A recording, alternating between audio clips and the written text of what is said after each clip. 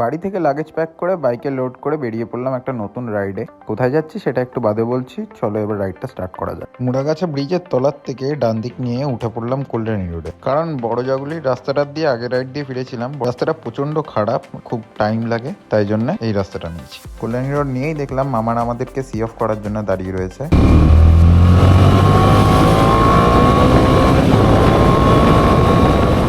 আমার সাথে কার কার ডমিনারের এই সাউন্ডটা ভালো লাগে তোমরাও একটু জানিও। আর আমি এই রাইডটা একা করছিলাম না, আমার সাথে আরেকটা আমার বন্ধু ছিল। আমরা রাইড স্টার্ট করেছিলাম রাত 9টার সময়, কারণ আমার নাইট রাইডের এক্সপিরিয়েন্সটা করার ইচ্ছে ছিল। কল্যাণী রোড ছেড়ে NH-12 ধরেই দেখলাম মা কালীর ভাসানের তোড়জোড় চলছে, কারণ আমরা বেরিয়েছিলাম কালী পুজোর ভাসানের দিন। আমরা আস্তে আস্তেই যাচ্ছিলাম যাতে কোনো অসুবিধা না হয় কাউ। অনেক পুলিশ আমাদের হেল্প করছিল গার্ড দিয়ে বার করে দেওয়ার জন্য জ্যামের থেকে।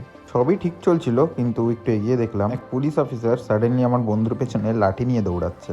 বুঝতে পারলাম না হুট করে কি হলো, ওটা দেখে আমিও ভয় পেয়ে একটুখানি দাঁড়িয়ে গেলাম। তারপর আমার সামনের পুলিশ অফিসারটা আমাকে বললো এগিয়ে যেতে। আমি একটু এগোতেই আমাকে আবার দাঁড় করায়, আর দাঁড় করিয়ে বলে আসতে যেতে।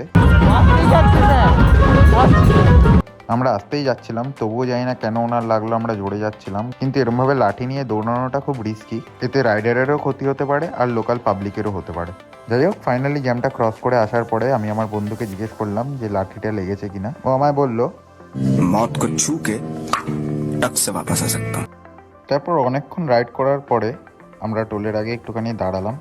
তারপর 5 মিনিট দাঁড়ানোর পরে আবার রাইড কন্টিনিউ করলাম। বিশ্বাস করো, রাত্রিবেলা রাইড করার এক্সপিরিয়েন্সটা আলাদাই। ঠিক এটা উপভোগ করার জন্য আমি রাত্রিবেলা রাইডটা স্টার্ট করেছিলাম। নাইট রাইড খুব সুন্দরভাবে উপভোগ করার পরে দেখলাম সকালের আলো ফুটছে। ভাবলাম খুব সুন্দর সানরাইজ দেখতে পারবো, কিন্তু সেদিন খুব ফগ ছিল, তাই জন্য আনফর্চুনেটলি দেখতে পেলাম না। তারপরে এই ফগের মধ্যে স্যাডলিং করতে দেখে আমার বন্ধুকে, আমারও ইচ্ছে হলো একটু স্যাডলিং করার, তো আমিও একটুখানি স্যাডলিং করে নিলাম। তারপর আরেকটু এগোতেই দেখি যে ফগ এতটাই বেড়ে গেছে যে আর কিছুই দেখা যাচ্ছে না সামনে। তারপর অনেকটা রাইড করার পরে সূর্য মামার দর্শন পেলাম, তখন একটু ভালো লাগলো গাড়িটা চালাতে। রাস্তার মিডিলের এই গাছগুলো খুব হেল্পফুল। এই গাছগুলোর জন্য রাত্রেবেলার কোনো অপোজিট লেন থেকে আসা গাড়ির হেডলাইটের আলো ডাইরেক্টলি চোখে লাগে না, তার জন্য নাইট রাইড করতেও কোনো অসুবিধা হয় না। ক্যামেরাটা অফ ছিল, নালে এর আগেও টেলারে করে এরকম বড় বড় 3-4খানা কামান নিয়ে যাচ্ছিল, আর এটা দেখার আলাদাই এক্সপিরিয়েন্স ছিল। এই রাস্তাটায় প্রায় 20-25 কিলোমিটার ধরে রাইড করছি, আর দেখো দু সাইডেই গাছপালা ভর্তি, আর এক্সপিরিয়েন্সটা দারুণ।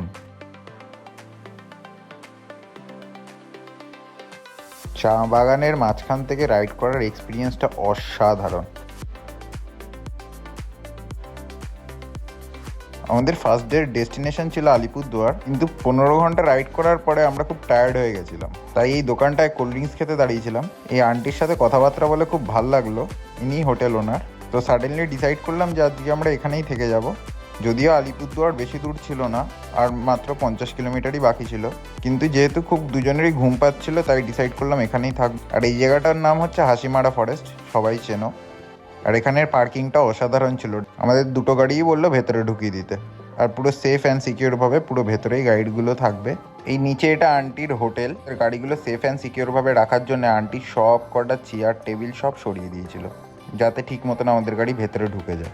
আন্টির সাথে লাঞ্চে এসে অনেক কথা হয়েছিল সেদিন, খুব ভাল লেগেছিলো। আন্টিও আমাদের কলকাতারই, আবার যদি কোনো দিন ওইদিকে যাই তাহলে আবার আমি এই হোটেলটাতেই থাকবো। যাই হোক, এটা আমার ফার্স্ট মোটো ব্লগ। কার কেমন লাগলো একটু জানিও, আর কি কি চেঞ্জেস দরকার সেটাও জানিও। দেখা হবে আবার নেক্সট কোনো একটা মোটো ব্লগে।